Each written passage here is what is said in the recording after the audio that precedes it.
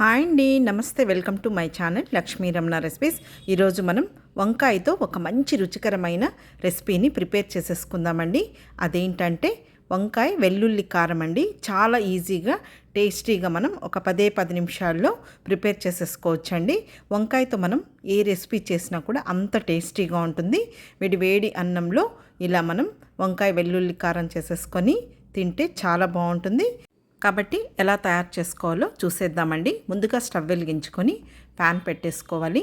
ఇప్పుడు ఇందులో ఒక 2 టేబుల్ స్పూన్ల నూనె వేసుకోవాలి. నూనె వేడెక్కిన తర్వాత 1/2 టీ స్పూన్ ఆవాలు, 1 టీ స్పూన్ మినప్పప్పు, 1 టీ స్పూన్ పచ్చిశనగపప్పు, 1/4 టీ స్పూన్ జీలకర్ర వేసేసుకొని మీడియం ఫ్లేమ్లో ఈ పోపు దినుసుల్ని మంచి కలర్ వచ్చే వరకు ఫ్రై చేసేసుకోవాలి.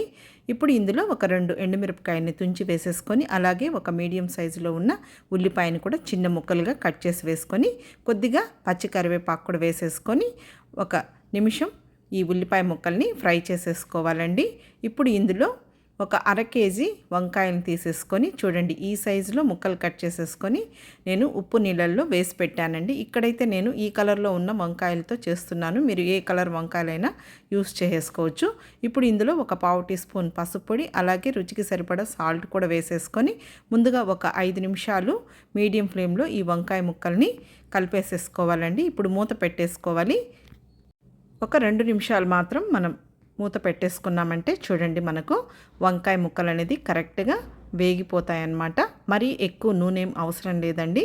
నూనె ఎక్కువ వేసామంటే మనకు ఈ వంకాయ ముక్కలు అనేది కొంచెం ముద్దగా అవుతాయండి. ఇప్పుడు ఇందులో ఒక 6 వెల్లుల్లి రెబ్బల్ని లైట్గా పొట్టు తీసుకొని కచ్చా పచ్చగా దంచి వేసుకొని 1 టీ స్పూన్ కారం పొడి, ఒక 1/2 టీ స్పూన్ ధనియాల పొడి, ఇంకొద్దిగా సాల్ట్, అలాగే కొద్దిగా పచ్చి కరివేపాకు కూడా వేసేసుకోవాలండి.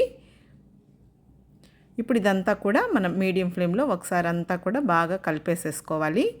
కొద్దిగా వెల్లుల్లి ఎక్కువగా వేసుకుంటే టేస్ట్ అనేది చాలా బాగుంటుంది. అలాగే చివరగా కొద్దిగా కరివేపాకు, తర్వాత పోపు దినుసులు కూడా అండి కొద్దిగా ఎక్కువగా వేసుకుంటే తినేటప్పుడు పంటికి తగులుతూ చాలా బాగుంటాయి అన్నమాట.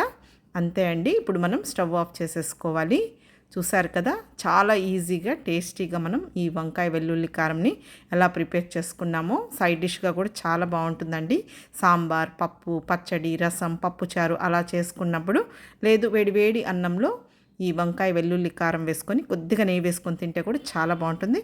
కాబట్టి తప్పకుండా ట్రై చేసి చూడండి. ఈ వీడియో మీకు నచ్చితే లైక్ చేయండి, షేర్ చేయండి. అలాగే కొత్తగా చూస్తున్న వారైతే నా ఛానల్ని తప్పకుండా సబ్స్క్రైబ్ చేసుకోండి. మన ఛానల్లో మంచి రెసిపీస్ బోల్డ్ అన్నీ ఉన్నాయండి. ఒకసారి చూసి తప్పకుండా ట్రై చేయండి. ఇంకొక మంచి వీడియోతో మళ్ళీ కలుద్దాం. నమస్తే అండి.